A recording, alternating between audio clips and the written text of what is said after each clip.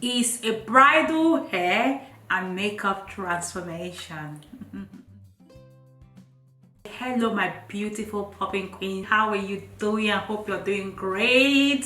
Thank you so much for tuning in. I love you guys. Thank you. I appreciate you all. Today your girl is back. I've got this beautiful, very beautiful bridal hair and makeup transformation. You are gonna love it. In this video I use one of my favorite wig, which is EVAWIGS hair. Beautiful hair. If you want to buy EVAWIGS hair, link is gonna be in the description box, so open the description box, okay? And my girl, she's late to the god. She's popping. If you haven't subscribed to my channel, what are you waiting for? What are you waiting for?